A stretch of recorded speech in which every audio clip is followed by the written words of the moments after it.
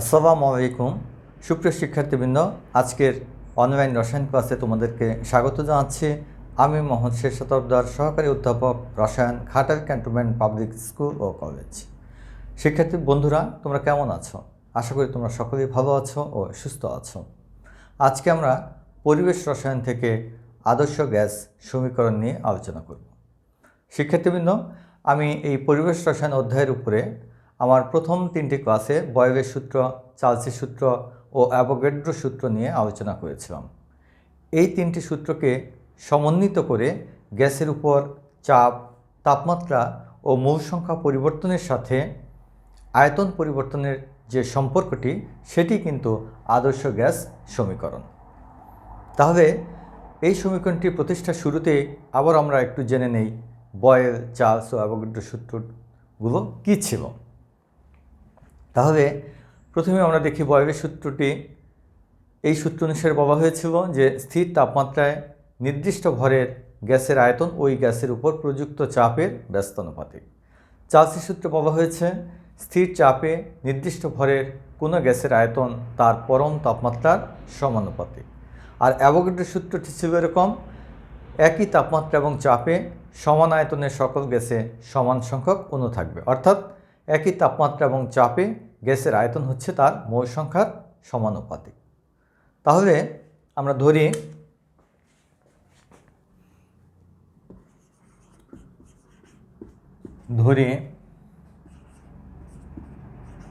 n মোল গ্যাসের আয়তন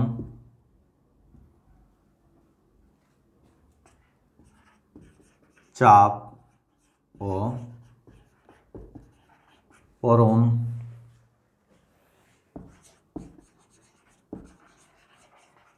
তাপমাত্রা যথাক্রমে ভি, পি ও টি। তাহলে বয়েলের সূত্র অনুসারে বয়েলের সূত্র মতে আমরা লিখতে পারি V is proportional to 1/p, যখন আমরা কলমটা একটু চেঞ্জ করে নেই, এন ও টি স্থির।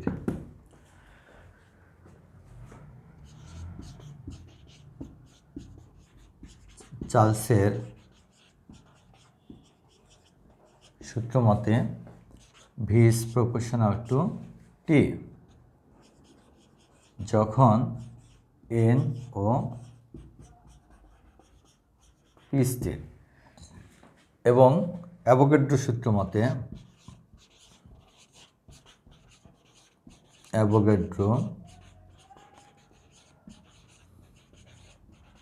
মতে আমরা লিখতে পারি ভি সমানুপাতিক এন,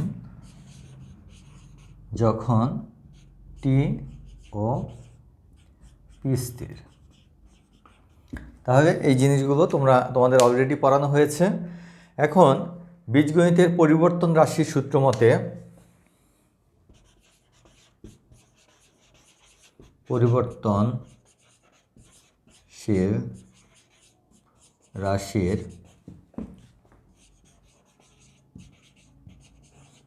সূত্র মতে দেখো আমরা লিখতে পারি ভি, এখানে কমন, ভি সমানুপাতিক 1/p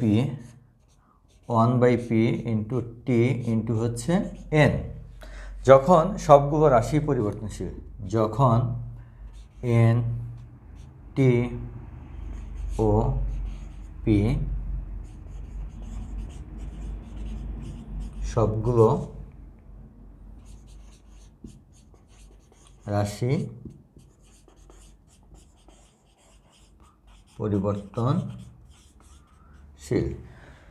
সেক্ষেত্রে আমরা একটু উপরে লিখি, তোমাদের দেখতে সুবিধা হবে।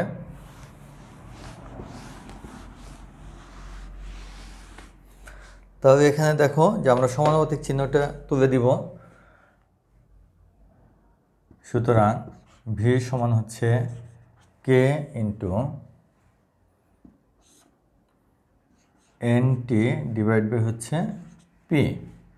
তাহলে এটা হচ্ছে এখানে কে একটি সমানুপাতিক ধ্রুবক, সমানুপাতিক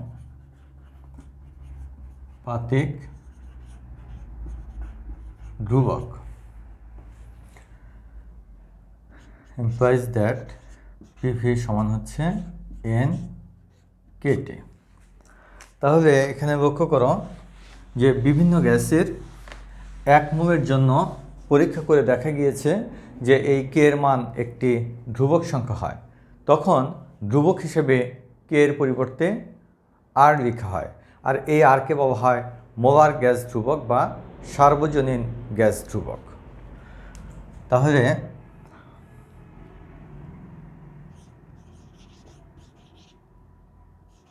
মোলার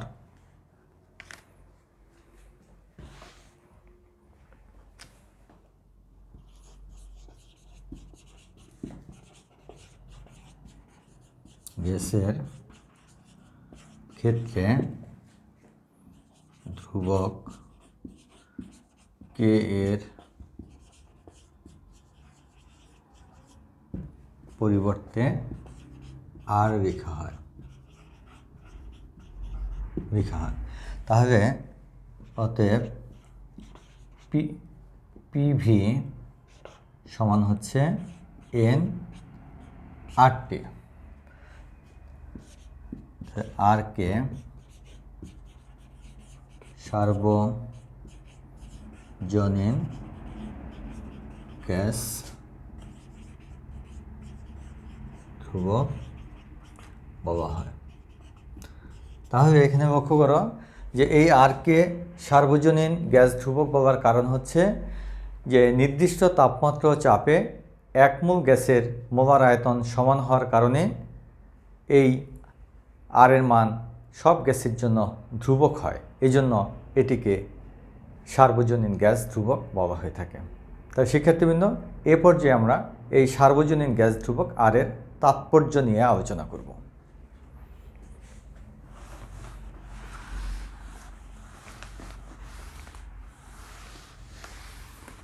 তবে আমরা যেটা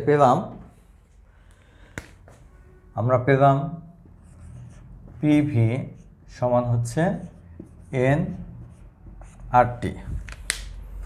তাহলে এখানে লক্ষ্য করো যে অতএব আর সমান হচ্ছে পিভি বাই এনটি সমান পি হচ্ছে গ্যাসের চাপ, বি হইতেছে আয়তন, এন হচ্ছে মোল সংখ্যা, আর টি হচ্ছে পরম তাপমাত্রা বা কেলভিন তাপমাত্রা। তাহলে সমান চাপ সমান আমরা জানি বল বাই ক্ষেত্রফল। চাপ হচ্ছে বল বাই ক্ষেত্রফল ইন্টু আয়তন ইন্টু 1 বাই মোল সংখ্যা ইন্টু 1 বাই পরম তাপমাত্রা বা কেলভিন তাপমাত্রা, আমরা কেলভিন লিখলাম, সমান বল বাই ক্ষেত্রফল সমান আমরা লিখতে পারি দৈর্ঘ্য স্কয়ার ইন্টু আয়তন সমান লিখতে পারি দৈর্ঘ্য কিউব ইন্টু 1 বাই মোল সংখ্যা ইন্টু 1 বাই কেলভিন। তাহলে লক্ষ্য করো দৈর্ঘ্য স্কয়ার যদি কেটে যায় তাহলে এখানে আমরা পাচ্ছি বল ইন্টু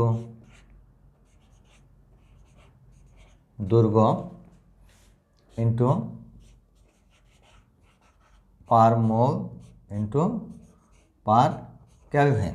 এখন এখানে লক্ষ্য করো যে বল ইন্টু দৈর্ঘ্য সমান হচ্ছে কাজ, কারণ বল এবং বলের অভিমুখে যে সরণ সেই দুটির গুণফলকে বলা হয় কাজ। তাহলে আমরা ফাইনালি গিয়ে যেটা পাচ্ছি যে সুতরাং আর সমান হচ্ছে কাজ পার মোল পার হচ্ছে কেলভিন। তাহলে তোমরা এখানে দেখতে পাচ্ছ যে 1 মোল পরিমাণ গ্যাসের তাপমাত্রা 1 ডিগ্রি কেলভিন বৃদ্ধি করতে যে পরিমাণ কাজ সম্পন্ন হবে সেটিকে বলা হয় মোলার গ্যাস ধ্রুবক আর এর তাৎপর্য। তবে শিক্ষার্থীবৃন্দ, এ পর্যায়ে আমরা বিভিন্ন এককে আর এর মান নির্ণয় আমরা এবার লক্ষ্য করব। তোমরা জানো যে চাপ, আয়তন ও তাপমাত্রার যে বিভিন্ন এককের উপর নির্ভর করে এই আর এর মানও বিভিন্ন এককে প্রকাশ করা যায়, সেই বিষয়টি নিয়ে এ পর্যায়ে আমি আলোচনা করব।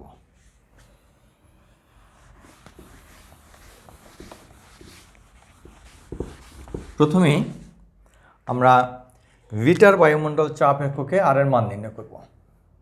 লিটার অ্যাটমসফিয়ার এককে, লিটার অ্যাটমসফিয়ার এককে আর এর মান। শিক্ষার্থীবৃন্দ, তোমরা জানো অ্যাভোগাড্রো প্রকল্প থেকে যে একই তাপমাত্রা এবং চাপে সকল গ্যাসের মোলার আয়তন সমান হয়ে থাকে এবং সেটাই এসটিপিতে বা আদর্শ তাপমাত্রা এবং চাপে হয়ে থাকে 22.414 লিটার। তাহলে আমরা এখান থেকে লিখতে পারি যে এখানে এসটিপিতে 1 মোল গ্যাসের জন্য আমরা লিখতে পারি, দেখো যে এখানে এন সমান হচ্ছে আমাদের 1 মোল, চাপ হচ্ছে এসটিপিতে 1 অ্যাটমসফিয়ার, আয়তন 22.414 লিটার, টি 273.15 কেলভিন, আর এখান থেকে তো আমরা আর এর মান পেয়ে যাব। তাহলে এই মানগুলো আমরা বসাই। সমান পি হচ্ছে 1 অ্যাটমসফিয়ার ইন্টু, লক্ষ্য করো যে 22.414 লিটার, এন হচ্ছে 1 মোল আর টি হচ্ছে 273.15 কেলভিন। লক্ষ্য করো, তাহলে এখানে এটাকে যদি আমরা ভাগ করি তাহলে যে মানটা হবে 0.0821। লক্ষ্য করো, litre atmosphere per kelvin per mole. তাহলে এই যে আমরা মানটা পেলাম, এটি হচ্ছে আমাদের লিটার বায়ুমণ্ডল চাপ এককে আর এর মান। লক্ষ্য করো। এখন শিক্ষার্থীবৃন্দ, তোমাদের এই প্রশ্নটি অনুধাবনমূলক প্রশ্ন হিসেবেও আসে, এছাড়াও তোমাদের এই মানটি সর্বদাই মনে রাখতে হবে, কারণ বিভিন্ন গাণিতিক সমস্যার সমাধানের জন্য এই মানটা প্রয়োজন পড়বে। তাহলে এ পর্যায়ে আমরা এসআই পদ্ধতিতে এই আর এর মানটা কীভাবে নির্ণয় করব সেই জিনিসটা দেখব। তাহলে দেখো এসআই এককে, তাহলে লক্ষ্য করো যে এসআই এককে চাপের একক হচ্ছে প্যাসকেল আর আয়তনের একক হচ্ছে ঘনমিটার। তবে আমরা এখানে একটু চেঞ্জ করে দেই তাহলে হয়ে যাবে। তো 1 অ্যাটমসফিয়ার হচ্ছে 101.325 ইন্টু 10³ প্যাসকেল, আর এইটাকে আমরা লিটারকে ঘনমিটার করে ফেলি 22.414 ইন্টু 10⁻³ ঘনমিটার। দেখো, কারণ হচ্ছে 1000 লিটার সমান হচ্ছে 1 ঘনমিটার, তাহলে এটাকে আমরা 1000 দিয়ে ভাগ দিয়ে ঘনমিটারে রূপান্তর করলাম। তাহলে এখানে আমরা মানটা বসাই। তোমাদের এখানে একটু একটা জিনিস বলে দিই যে এই প্যাসকেল মানে কিন্তু হচ্ছে এই 1 প্যাসকেল সমান হচ্ছে 1 নিউটন পার মিটার স্কোয়ার, এটা মাথায় রাখতে হবে। তাহলে এই মানগুলো যদি আমরা এখানে বসাই দিই, সমান হচ্ছে 101.325 ইন্টু 10⁻³ তাহলে প্যাসকেলের পরিবর্তে আমরা লিখতে পারি নিউটন পার মিটার স্কোয়ার। তাহলে নিউটন পার মিটার স্কোয়ার। আর ভি এর মান হচ্ছে 22.414 ইন্টু 10⁻³ এখানে আমরা একটু মুছে দিই, ঘনমিটার। এন এর মান হচ্ছে 1 মোল আর টি হচ্ছে 273.15 কেলভিন। তাহলে শিক্ষার্থীবৃন্দ এখানে যদি আমরা ভাগ করি তাহলে হচ্ছে 8.314। এখানে লক্ষ্য করো পার মিটার স্কোয়ার আর মিটার কিউব, তাহলে একটা মিটার থাকবে। তাহলে নিউটন মিটার, এখানে থাকতেছে পার কেলভিন আর থাকতেছে পার মোল। তাহলে এখানে দেখো নিউটন মিটারকে বলা হয় জুল। তাহলে সুতরাং আর সমান হচ্ছে 8.314 জুল পার কেলভিন পার মোল। তাই শিক্ষার্থীবৃন্দ এই মানটিও তোমাদের সর্বদাই মনে রাখতে হবে, কারণ গাণিতিক সমস্যা সমাধানের জন্য অত্যন্ত প্রয়োজনীয় একটি মান হচ্ছে আর এর এটি। এবং এই প্রশ্নটিও কিন্তু আমাদের অনুধাবনমূলক প্রশ্ন হিসেবে পরীক্ষায় আসে। নির্ণয় পদ্ধতিও তোমাদের জানতে হবে। এরপর আমরা দেখি এই মানটাকেই সিজিএস এককে আমরা দেখব।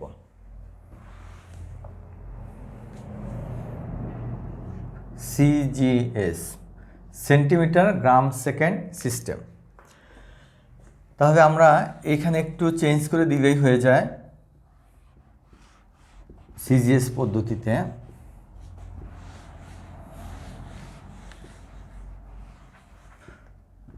তাহলে সিজিএস পদ্ধতিতে আমাদের এই চাপকে আমাদের ডাইন পার সেন্টিমিটার স্কোয়ার আর আয়তনকে ঘন সেন্টিমিটারে প্রকাশ করতে হবে। তাহলে আমরা এটা যদি লিখি, এখানে একটু স্পেস লাগবে, আমরা একটু মুছে দিই, তাছাড়া হচ্ছে না। উপরে লিখে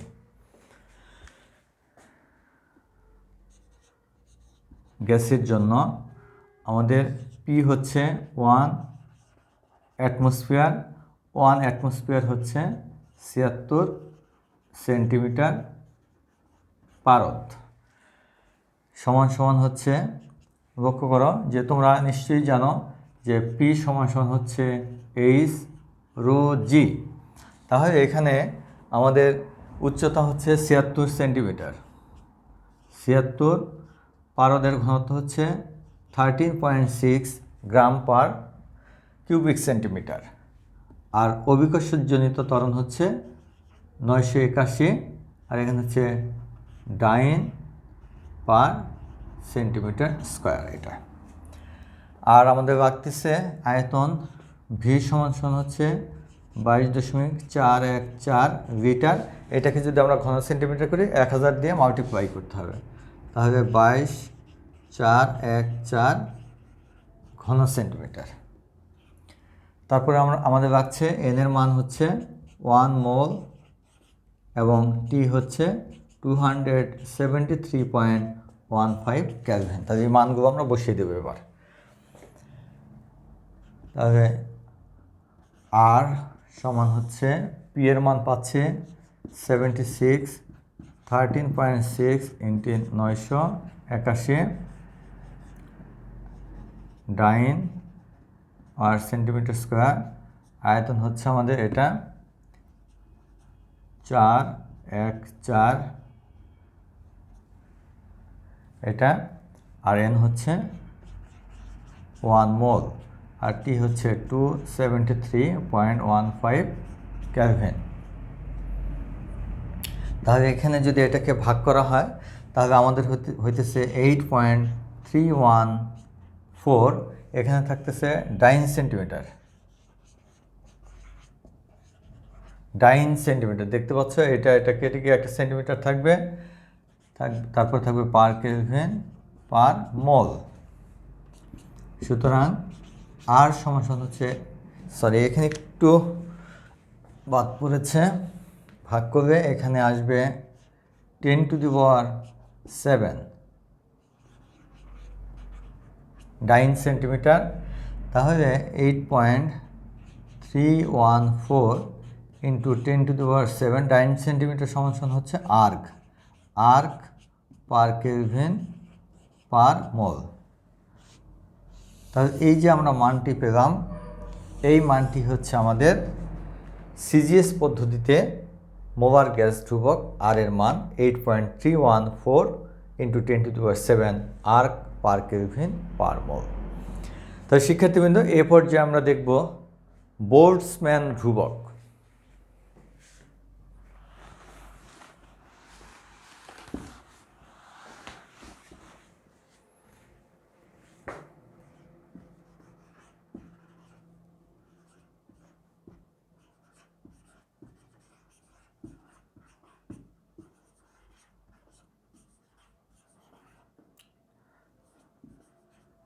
তাহলে লক্ষ্য করো, বোল্টজম্যান ধ্রুবকটি হচ্ছে অনুপতি প্রতি গ্যাস ধ্রুবকের মান, অর্থাৎ R/N। আর হচ্ছে মোলার গ্যাস ধ্রুবক আর N হচ্ছে অ্যাভোগাড্রো সংখ্যা। অর্থাৎ মোলার গ্যাস ধ্রুবককে যদি আমরা অ্যাভোগাড্রো সংখ্যা দিয়ে ভাগ দিই, তাহলে যে সংখ্যাটি পাওয়া যাবে সেটিকেই বোল্টজম্যান ধ্রুবক বলা হয়ে থাকে, যাকে কে দিয়ে প্রকাশ করা হয়ে থাকে। তবে এ পর্যায়ে আমরা সেই মানগুলো দেখব।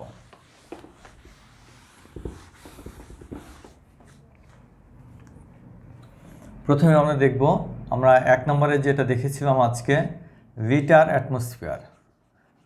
অ্যাটমসফিয়ার এককে কে এর মান। তাহলে আমরা যেটা বলেছি যে অনুপ্রতি গ্যাস ধ্রুবকের মান, অর্থাৎ কে সমান হচ্ছে আমাদের R/N/NA। তাহলে এটি হচ্ছে আমাদের বোল্টজম্যান ধ্রুবক। তাহলে লিটার অ্যাটমসফিয়ার এককে আমাদের বোল্টজম্যান ধ্রুবক কে এর মান হবে, এখানে আমরা যদি আর এর মানটা বসিয়ে দিই 0.082 litre atmosphere per kelvin per মোল।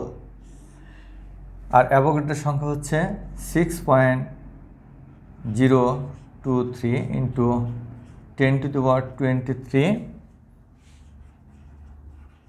মোলিকুলস পার মোল।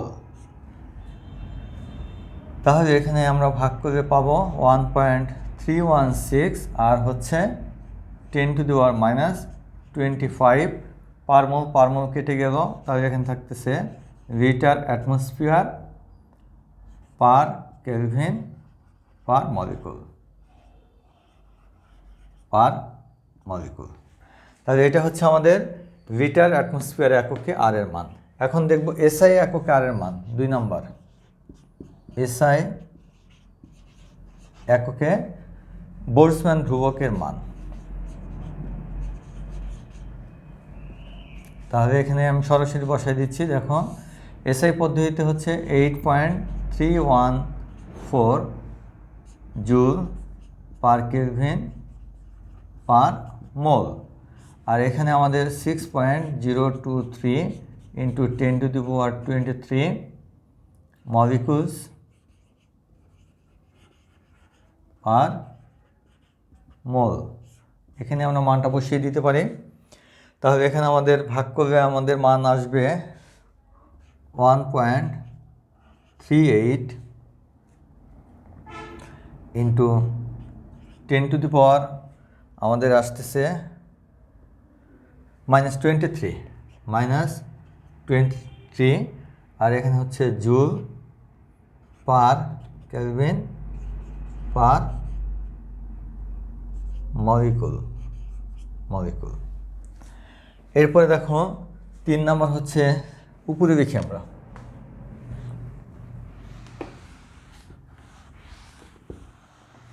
দেখো 3 নম্বরটা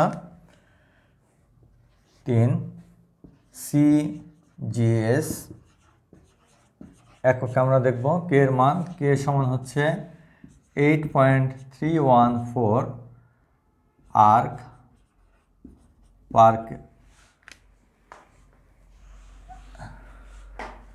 into 10⁷ erg per kelvin per mole, আর 6.023 ইন্টু 10⁻23 মলিকুলস পার মোল। তাহলে এখানে যদি আমরা ভাগ করি তাহলে আমাদের হবে 1.38 into 10⁻16 erg per kelvin per molecule.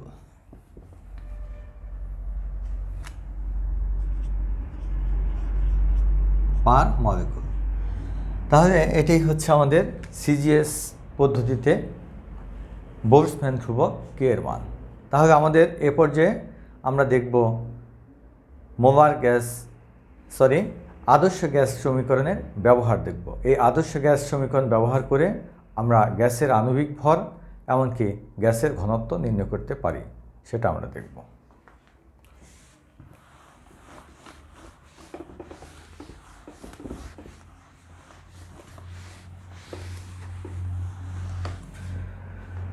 লক্ষ্য করো, আদর্শ গ্যাস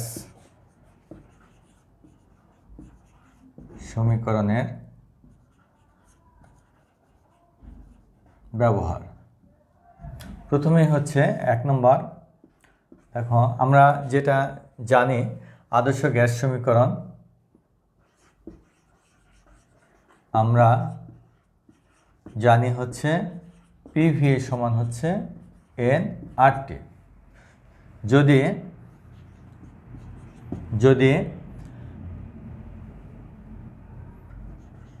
W গ্রাম কোনো গ্যাসের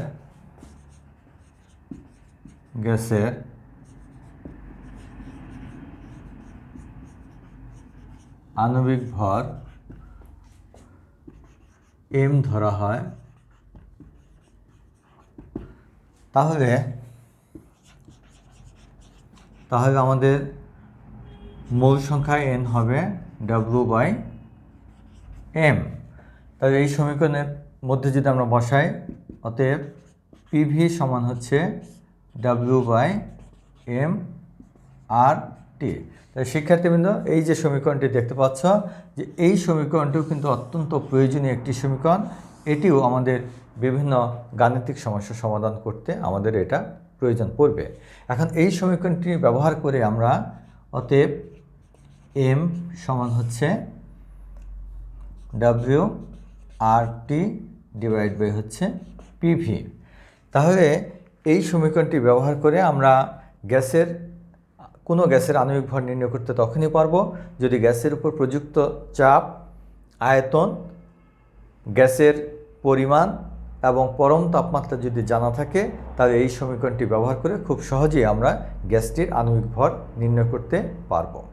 তবে এরপরে আমরা দেখি কিভাবে গ্যাসের ঘনত্ব আমরা নির্ণয় করতে পারি। তাহলে 2 নম্বর আমরা দেখব যে কিভাবে গ্যাসের ঘনত্ব নির্ণয় করা যায়। 2 ঘনত্ব নির্ণয়। তবে আমরা যেটা জেনেছি এটা লিখে নেই। আমরা জানি পিভি সমান হচ্ছে W/m/RT।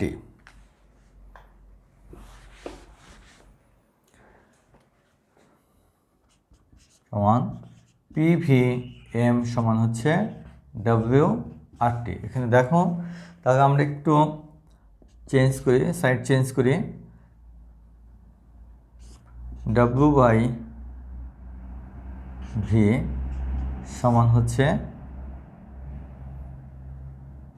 PM/RT। তাহলে দেখো, ভর বা আয়তন হচ্ছে কি ঘনত্বকে ডি দিয়ে প্রকাশ করা হয়। অতএব ডি সমান হচ্ছে PM/RT। তাহলে শিক্ষার্থীবৃন্দ, এই সমীকরণটি ব্যবহার করে আমরা একটি গ্যাসের ঘনত্ব তখনই নির্ণয় করতে পারবো যদি গ্যাসের উপর প্রযুক্ত চাপ, পরম তাপমাত্রা এবং গ্যাসটির আণবিক ভর যদি জানা থাকে, তাহলে খুব সহজেই এই সমীকরণটি ব্যবহার করে আমরা গাণিতিক সমস্যার সমাধান করতে পারবো। তাহলে শিক্ষার্থীবৃন্দ, আজকের ক্লাস এখানেই শেষ করব। তবে শেষ করার আগে বলতে চাই, এই সমীকরণগুলো ব্যবহার করে আমরা আগামী যে ক্লাসটি আমাদের থাকবে সেই ক্লাসে গাণিতিক সমস্যা নিয়ে আলোচনা করব। এই ফাঁকে তোমরা সমীকরণগুলো ভালো করে আয়ত্ত করবে এবং সবাই ভালো থাকবে এই প্রত্যাশায় সকলকে আন্তরিক ধন্যবাদ জানিয়ে এখানেই শেষ করছি। আল্লাহ হাফেজ।